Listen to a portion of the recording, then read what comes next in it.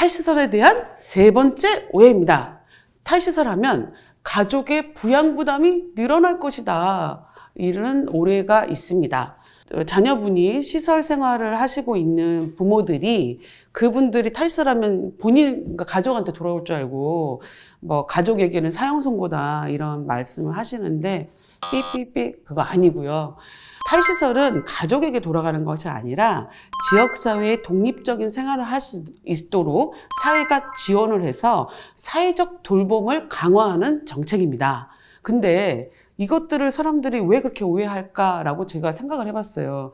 사람들은 퇴소하고 탈시설을 같은 거라고 생각하시는 것 같아요. 그러니까 시설에서 퇴소하는 거는요, 가족에게 돌아갈 수도 있고 병원에 입원하는 것도 퇴소고요. 시설 안에서 사망하는 것도 퇴소고요. 타 시설로 다른 시설로 옮겨가는 것도 퇴소입니다.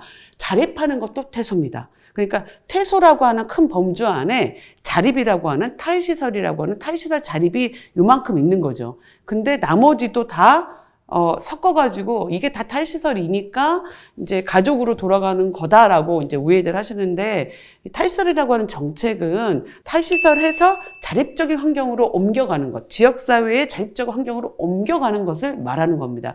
그래서 퇴소 이꼬르 탈시설이라고 얘기하기는 어려운 거죠.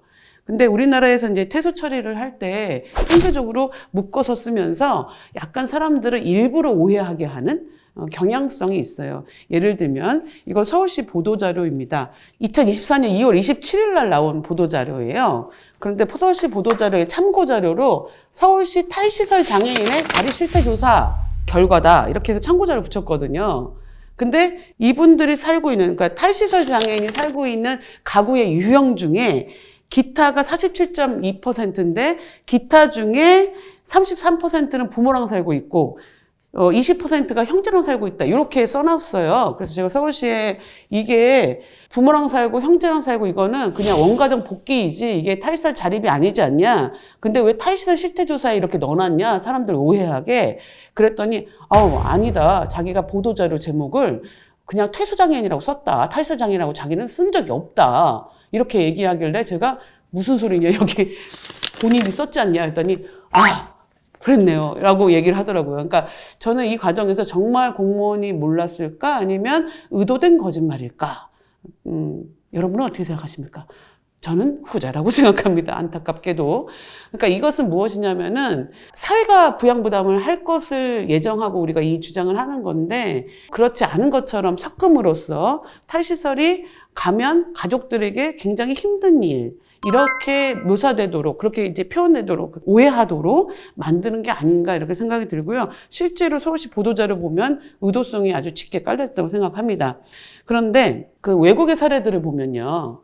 그 탈시설을 우리나라처럼 처음에는 부모들이 엄청 반대하고 막 소송도 걸고, 우리 부모님들하고 똑같았어요. 막 문제 제기를 하다가 이분들이 자립적인 환경에서 가정으로 돌아오는 게 아니라 훨씬 더 잘 살고 있는 모습을 보고 나서 그 오해도 풀고 만족도가 굉장히 높아진 그 탈시설 이후의 삶의 변화에 관련한 통계 자료들이, 연구 자료들이 굉장히 많습니다. 근데 우리 지금 현재에는 그러한 연구 자료가 아직은 많이 있지 않습니다. 왜냐하면 탈시설한 기간이 아직은 좀 짧기 때문에요.